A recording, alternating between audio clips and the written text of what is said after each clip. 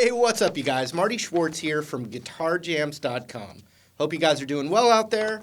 I've got a nice little blues lesson that I'm going to do right now, and it actually comes from a cool little thing that I had a lot of fun with. I put a question up on the Guitar Jams Facebook page, which is right down there, and I said I was going to pick 5 questions that are related to the blues, and I was going to answer them in a video. And that person, anyone that gets picked gets to win my Blues Masterclass DVD set, which you can see a link for. It's on sale right now. You can see the link down there for it. This lucky winner is named Pearson, and his question is, what equipment should people use to get the best blues sound? What are the best guitars, amps, pedals, etc.? Well, Pearson, congratulations! You win the Blues Masterclass. We're gonna show. I'm gonna zoom in and show you a couple of things that you might want to think about for getting a blues sound. Ultimately, though, it's going to be your playing ability. Obviously, equipment. The right equipment's going to help, but nothing will compare to being a good player and using your hands and your heart and your soul to create the blues. But there are some great equipment tips that I'll have for you. So congratulations, Pearson, and I'm going to show you some things right now. Here we go. All right, so equipment is quite a complicated question to answer, but when you're just thinking of your standard equipment for playing blues, I'll start with the guitar. Right now I'm playing this is a Fender Stratocaster, which uses pickups that look like this. Those are called single coil pickups. So what you get with a Strat or a Strat style guitar that maybe looks similar to this and the pickups look similar to that, maybe the 3 knobs and the pickup selector, all that, I find that that's a great blues guitar. It's a little bit brighter and not as heavy rock sounding per se, but it's great for your, I find that it really cuts through when you're playing rhythm.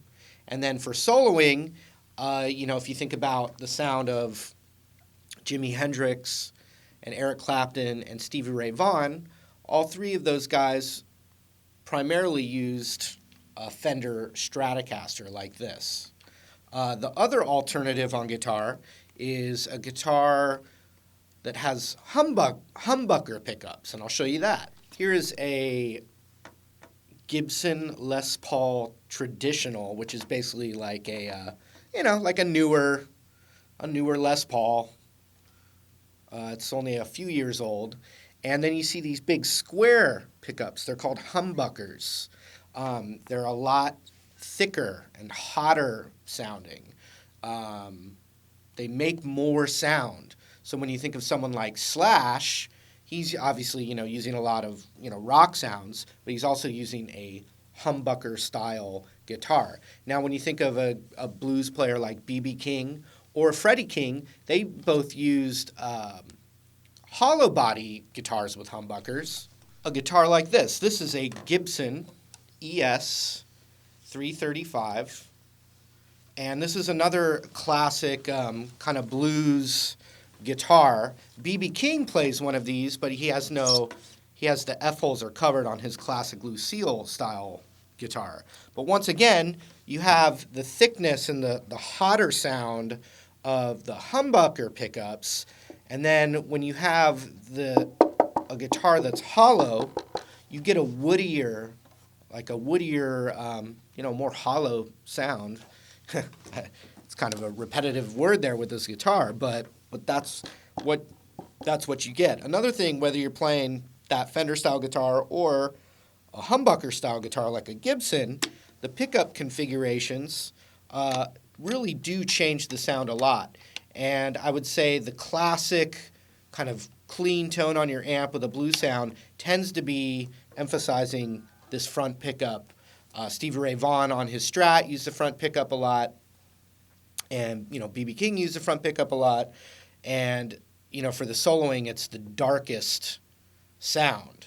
But another trick with a humbucker guitar, for instance, Joe Bonamassa plays mostly humbucker guitars. He goes back to the back pickup, which tends to be a lot brighter, a lot tinnier sounding.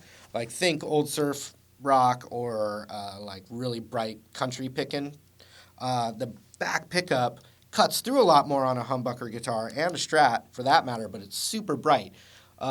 Almost can be brittle and shrill. So what someone like Joe Bonamassa and Eric Johnson and Eric Clapton all do is they take this back pickup, but then they roll the tone off until they find that little sweet spot. That's also known sometimes as that woman tone, and that's something that happens a lot with humbucker guitars.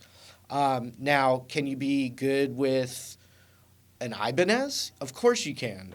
Can you be good with a Squire? Yeah, of course you can. Could Hendrix play amazing if he took a string and tied it to a broomstick or something? And yes. So what I'm saying is, don't get caught up in the equipment.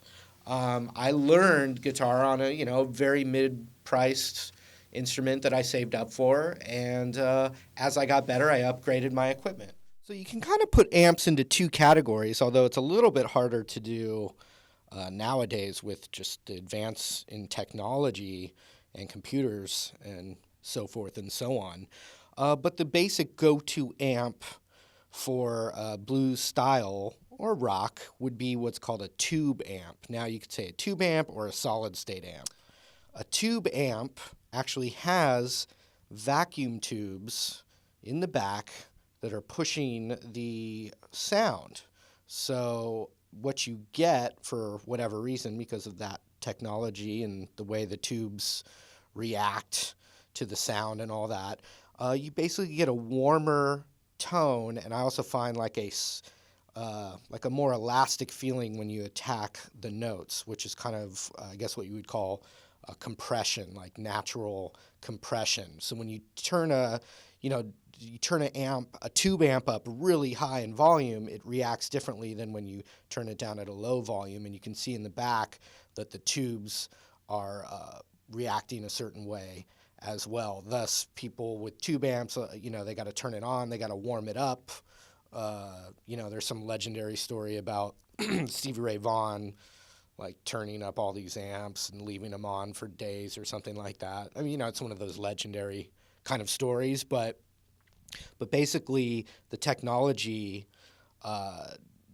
is based on the old televisions, old radios were all had tube transistors in there. So if you think about how people say vinyl's better and complain about that kind of stuff with the tube amp, it kind of fits into that same category of a classic, soft, more pleasant sound. Whereas the solid state amps, all the really lower entry level amps use more solid state technology because I think it's probably more affordable. It's based on a newer technology, but they're going to be perfectly fine for you.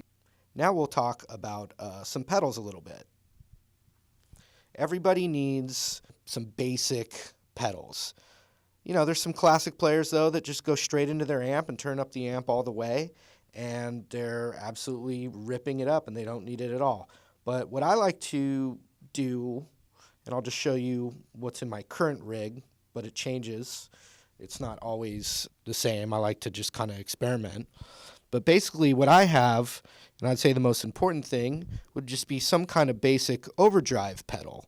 If you look down here at my pedal board, I actually have two overdrive pedals. The green pedal there is a very classic pedal. It'd probably be the first pedal I'd recommend you getting, and that is a Ibanez Tube Screamer. That's just the standard one. It's not like a vintage one or anything like that. But basically, it gives you a really great overdrive sound. You can get some real warm distortion from it. But what a lot of legendary players, like SRV, for instance, would do is he'd use one where he'd have the kind of distortion part of it turned down and the volume turned all the way up, and use it as just a little bit of a boost. And it kind of drives your amp a little bit, but it's not necessarily a distortion pedal. That's a great pedal to have there. Right next to it is just my current favorite, like, real overdrive pedal. It's the full tone Plimsoll pedal. and I just twiddle the knobs till I get a sound I like. But basically, that is just a great, really warm overdrive distortion pedal. So I tend to use that green one as a kind of that like a gritty, clean boost, and then the Plimsoll is just my straight up overdrive pedal. So anytime you hear me using any kind of more gainy distortion stuff, typically just using that one, and I just dial it in. If it's a real heavy thing, I turn the distortion up. If it's more of a clean blues kind of thing, I turn the distortion down. Right next to it is a wah-wah pedal. Voodoo Child, Jimi Hendrix Voodoo Child would be the one I think of immediately. Stevie Ray Vaughan's version as well is just amazing. And that's really what it is. It gives you that wah-wah-wah-wah sound. And I don't use mine too much, but it's kind of always need. Yeah, I find that I always need one. So if I didn't have it there, I would, regret it. But I use it sparingly, but it gives you that funky sound. Right next to it is a tuner pedal, so I can tune my guitar. That pretty much is self-explanatory. The bright blue one in the corner is a reverb pedal, which my divided by 13 amp does not have reverb, and it's in the shop right now, but I use the reverb a lot with that, and you can get some really cool effects. It's not necessary for your blues playing, but I like it. And then the gray one is a delay pedal, gives you echoes and effects. I tend to use it more in kind of like the rock world than I would in a straight blues, but someone that used delay a lot was Pink Floyd. And that's pretty classic stuff right there. Right next to it is just another kind of echo pedal. But for the most part, I kind of almost am just using the a clean tone and the Plimsoll. So if you have a bare bones pedal, or you don't have any pedals, and you want to get your first pedal, then I would probably get one of those tube screamers or the Plimsoll. Either one of those are awesome. And then I also have a looper. The red pedal is a looper pedal. I just have that set up all the time to practice, and as you've seen me use in the videos and stuff. So hopefully that was helpful to you. Nice little breakdown, and we'll see you in the next one.